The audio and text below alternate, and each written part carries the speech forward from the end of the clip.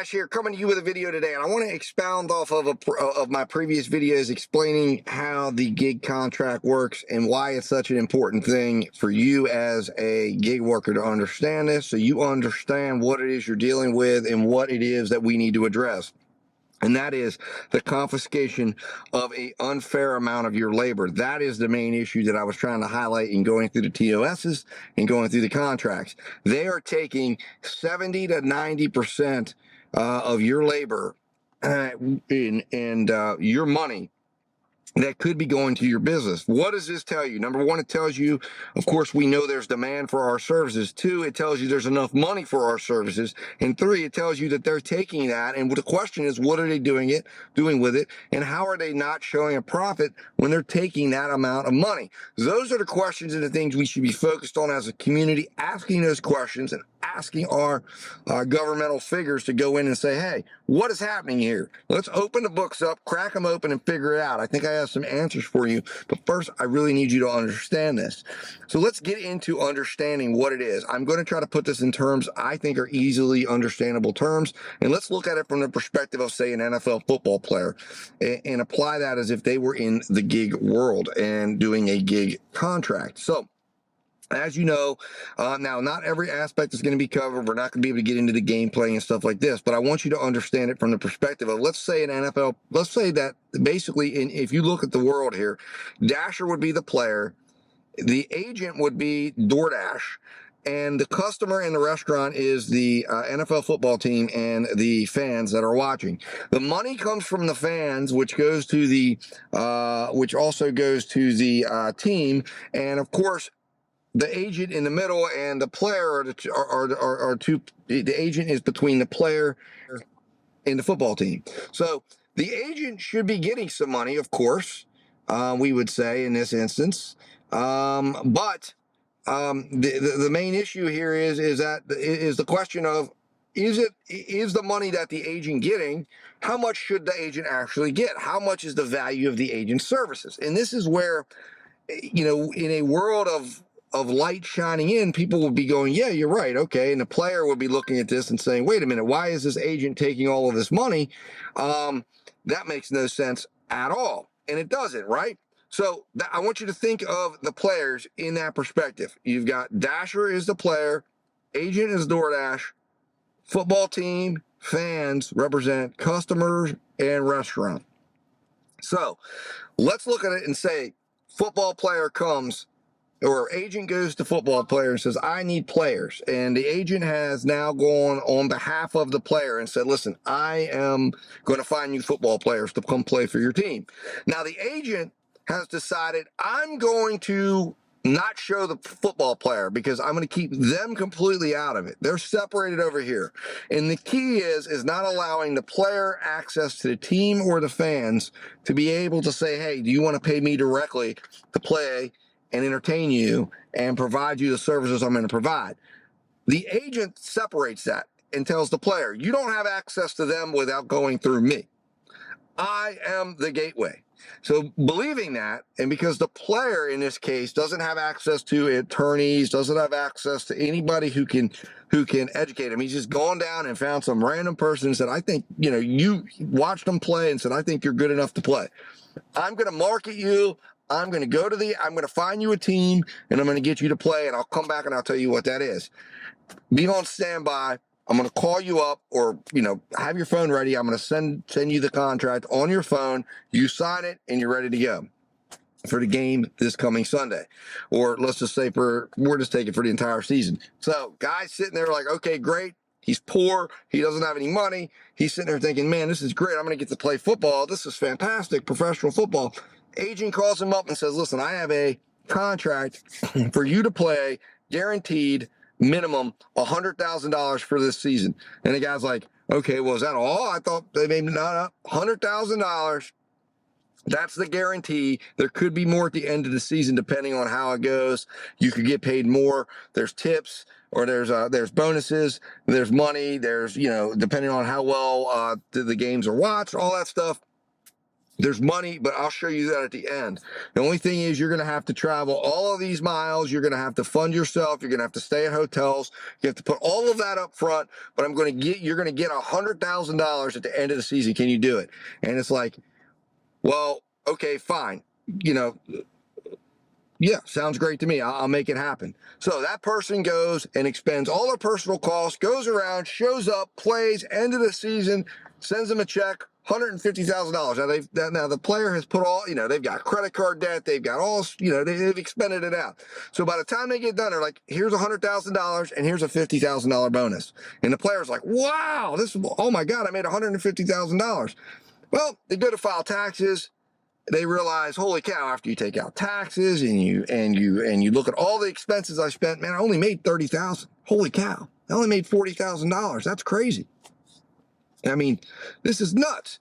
But I mean, it is $40,000. I did get to play football. Hopefully I get to play again. So agent comes back the next season and says, sorry, not tough year, but we can get you to play. To this point, he wants to play. Said, well, I need more. Sorry, but there isn't more. Here's 90,000. And same thing goes over and over again, over and over again, over and over again. Now, what happens? All of a sudden, one day, many years down the road, that football player gets injured. He's out of the league. He's hurt. He's broke. He's destitute. And he hears, oh my God, there's a scandal. The contract that he actually signed, unbeknownst to him, was his agent had actually gone to the team and gotten $1 million a year contract and had kept $900,000. And he says, how's that possible? Well, it was a fee. A fee? Yeah, a fee for negotiating on your behalf, for marketing you, for providing you with the equipment, for the play, for providing you with the field, having you connecting you with the team. That was our fee for our services, for having provided the platform for you to have access to play in the NFL. And we charged you $900,000 on your $1 million contract. Not to mention, though, remember, you had a great bonus structure. You made $50,000 bonus on that season. You made $40,000 on this season. You made $100,000 on this season. And you're like, whoa. But at the end, of course, you made barely above living wage once you took out all your expenses and your travel fees and everything you had to do to go play in the NFL, not to mention the career-ending injury you had that landed you with medical bills that took you under and took the rest of whatever little savings you had left at the end of your career in the NFL. That is the gig world. Okay? That is the gig world. That is, in a nutshell. And then on top of that, think of it like this. Players wake up to this one day and they go, wow, oh my God, this is a scandal beyond. You know what? I have a solution. We will not sign those contracts for them. We want a fair share. You will get 20% tops. That's the fair share. We're getting 80%. And you know what they do? The agents come back and say, not so fast. Guess what? We did something else. We had an agreement with the team that the equipment we were giving you, that we could give you the equipment. And the equipment we provided you, the helmets, the pads, it tracked your movements. It gave us the data we needed to create AI football players that we are now going to sell to the team because we own them and they're cheaper. We can sell them at a cheaper cost to the team. Instead of having to give them $1 million contract, we're giving it to them for a 10 or 20% pay cut, which the teams think is great. And guess what? That pay cut is what they were giving you anyways. But now now once they get the teams to agree to use the AI robots and they say, hey, we're going to maintain them, we're going to keep them up. It's the same bargain basement plan. It's cheaper, and then they can raise the prices on the teams, and they can own the labor that the teams will use. And once they get the teams to agree to that, and the businesses to agree to that, they effectively own the labor force. That is exactly what DoorDash, Grubhub, UberEats, long-term game is. They are taking our labor. They are taking the portion that they're taking from us, which they don't deserve, and they are reinvesting it in research and development to create the labor force that will replace us, which in their eyes is driving cars, I'm sure, you know, there'll be several of them, but basically AI driving, self-driving cars, bots, robots, whatever, you name it. But they're using us. They're taking from us an unfair portion of our labor while harvesting our data, while learning about us, while learning how the best of us work. And then they're taking that, using it against, with the plan being one day we will wake up. One day people will wake up and see this. And when they do, it'll be too late because they will already have in place what they need to replace us. So the key here, guys, is we wake up before they have that. Now, maybe they do, maybe they don't. I don't think they do, or else I think it probably would have. But if we wake up too late, we miss the opportunity. So that opportunity to understand things is now. The opportunity to have the conversations is now. And the first thing that's got to change is we need to have the ability to understand the full monies being paid by these apps for our services, negotiated on our behalf with them acting as our agents, and be able to have access to a larger amount of what they would call base pay, but reality is it's all base pay anyways. It's just two distinctions.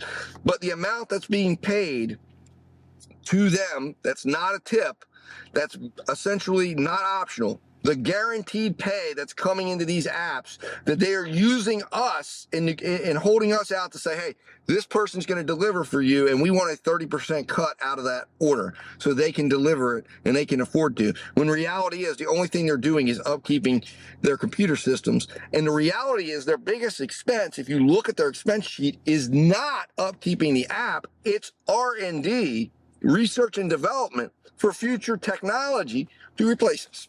So guys, if you understand this, I hope I made it clear. This is the fight. This is the fight. This is the energy. This is where the energy needs to go. The rest is all games. The rest is all meant to distract us. The rest is to keep us fighting among ourselves while they get what they want, and then it's too late. Anyways, guys, may agree with it, may not. This is what it is. As always, guys, the truth is in the pudding. The truth is in the TOS. The truth is in the financial documents and statements that they release. They're putting it all out there. It's right there. It's not a conspiracy theory. It's right in front of you. And the thing is, we're all out here fighting. Some of us got involved. A lot of us got involved, not even understanding what it was we were getting involved in. We're here now. We are here now. We have identified markets that could be here and could possibly, potentially, we could be in a position to make fair money here. We have to decide if we're going to come together as a labor force, unearth this, put this in front of the right people, and try to see if we can make this area, this workspace, a better workspace and one that can work for all. Anyways, guys, as always, stay safe, stay profitable. Dad Dash will talk to you soon.